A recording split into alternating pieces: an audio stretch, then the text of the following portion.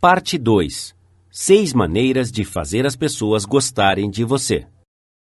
1. Faça isso e você será bem-vindo em qualquer lugar. Por que ler este livro para descobrir como fazer amigos? Por que não estudar a técnica do maior conquistador de amigos que o mundo já conheceu? Quem foi ele?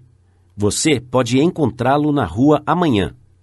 Quando você estiver num raio de 3 metros dele, ele começa a abanar o seu rabo.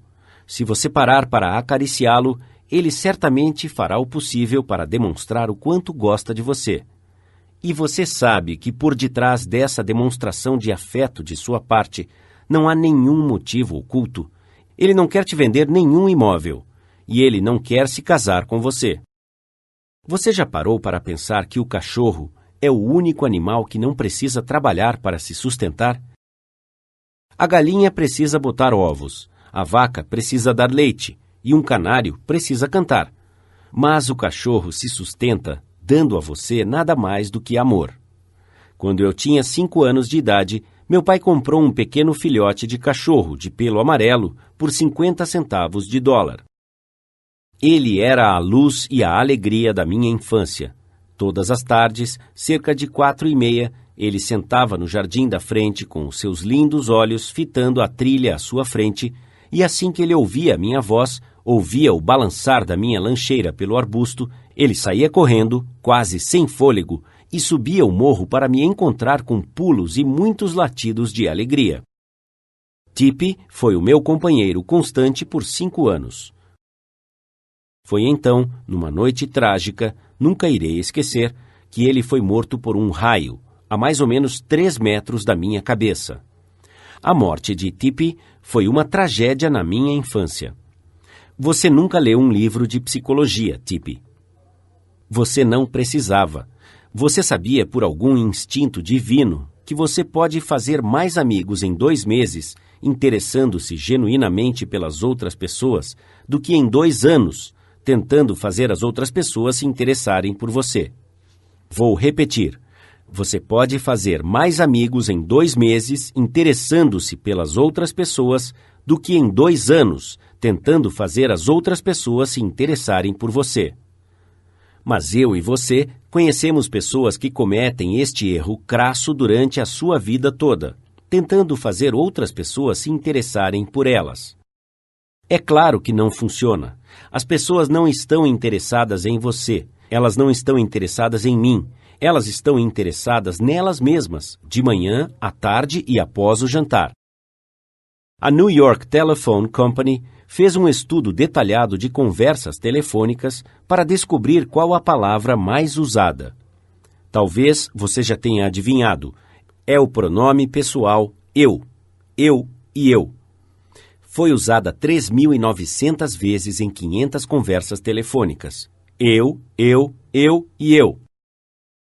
Quando você está olhando uma foto de um grupo no qual você esteja, para quem você olha primeiro? Se queremos apenas tentar impressionar as pessoas para fazê-las se interessarem por nós, não precisamos ser amigos verdadeiros e sinceros. Não dá para fazer amigos verdadeiros dessa forma.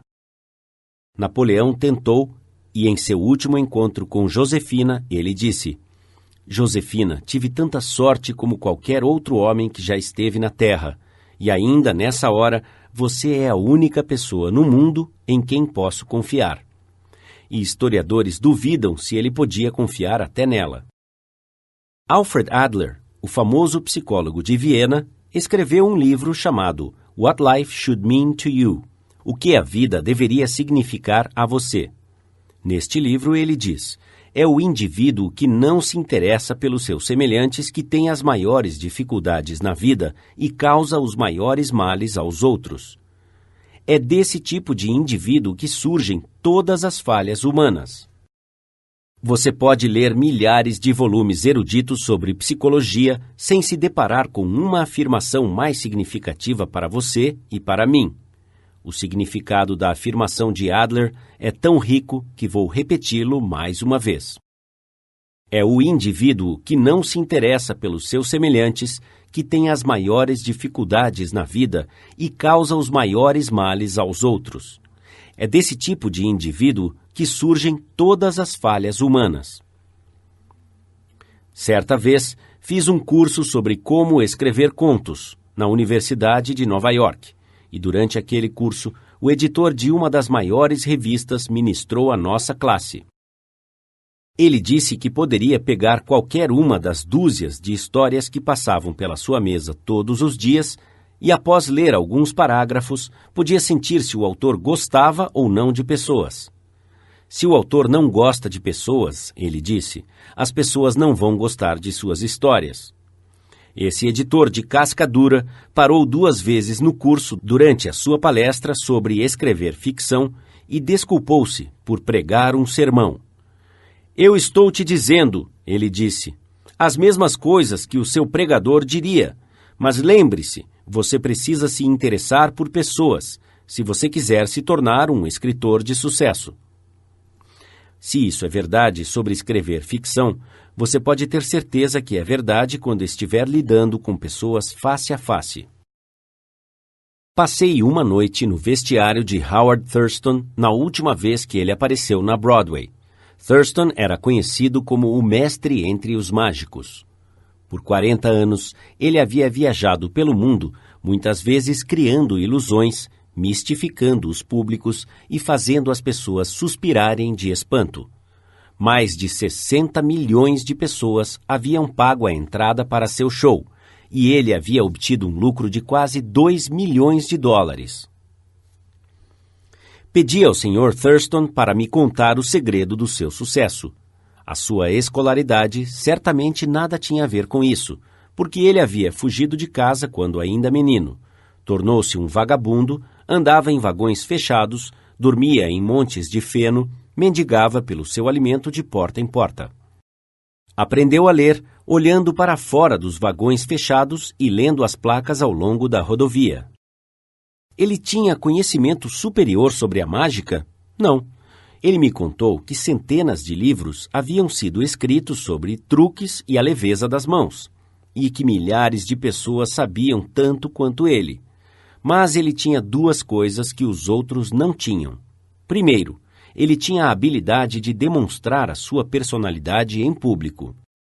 Ele era um excelente apresentador, conhecia a natureza humana. Tudo que ele fazia, cada gesto, cada entonação de voz, cada sobrancelha que levantava, havia sido praticado cuidadosamente, e as suas ações eram cronometradas em frações de segundo. Mas, além disso, Thurston tinha um interesse genuíno pelas pessoas. Ele me contou que muitos mágicos olham para o público e dizem a si mesmos, bem, há um bando de tapados lá fora, um bando de caipiras, vou enganá-los com certeza. Mas o método de Thurston era completamente diferente. Ele me contou que toda vez que entrava no palco dizia a si mesmo, sou grato porque estas pessoas vieram me ver. Eles é que tornam possível eu ganhar o meu sustento de uma forma agradável. Vou dar-lhes o que tenho de melhor.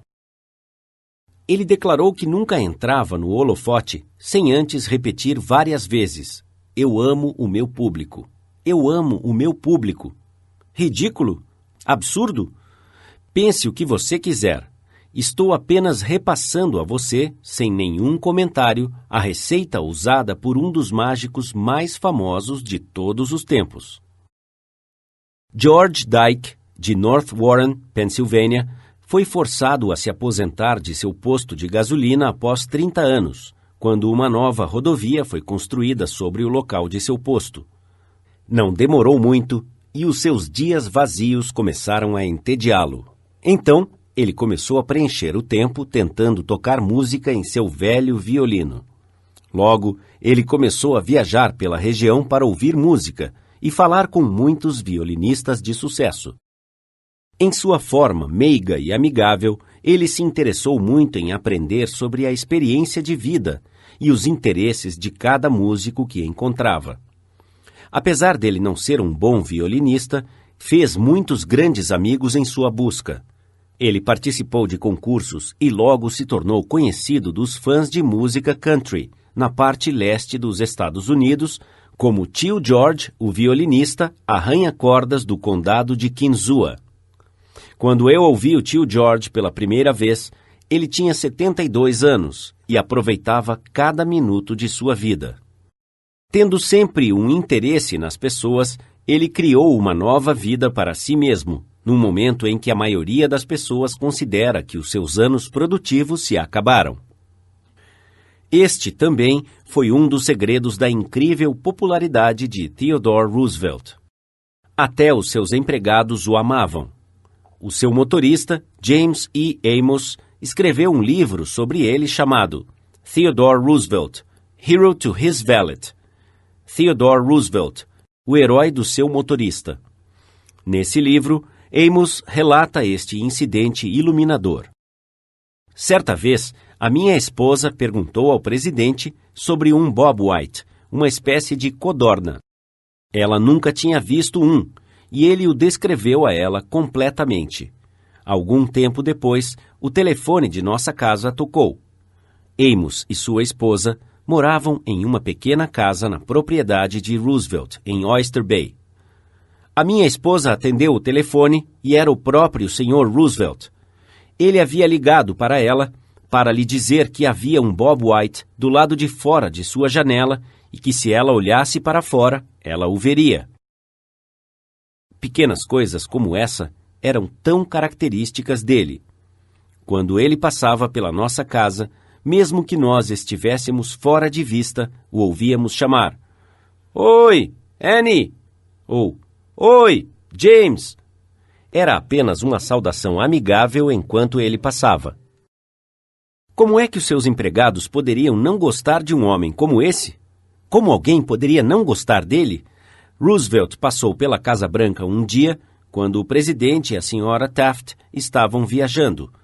Ele demonstrava que gostava genuinamente das pessoas humildes, pelo fato de que ele saudava todos os antigos empregados da Casa Branca pelo nome, até as assistentes de cozinha. Quando ele viu Alice, a assistente de cozinha, escreve Archie Butt, ele perguntou a ela se ainda fazia broa de milho. Alice falou que, às vezes, ela a fazia para os empregados, mas ninguém a comia no andar de cima. "Eles não têm bom gosto", bradou Roosevelt, "e eu direi ao presidente quando eu o encontrar." Alice trouxe um pedaço para ele num prato, e ele foi para o escritório comendo, enquanto passava e saudava os jardineiros e trabalhadores. Ele cumprimentava cada pessoa como havia feito no passado. Ike Hoover, que foi o porteiro-chefe na Casa Branca por 40 anos, disse com lágrimas em seus olhos: "Foi o dia mais feliz que nós tivemos em quase 2 anos, e nenhum de nós o trocaria por uma nota de $100.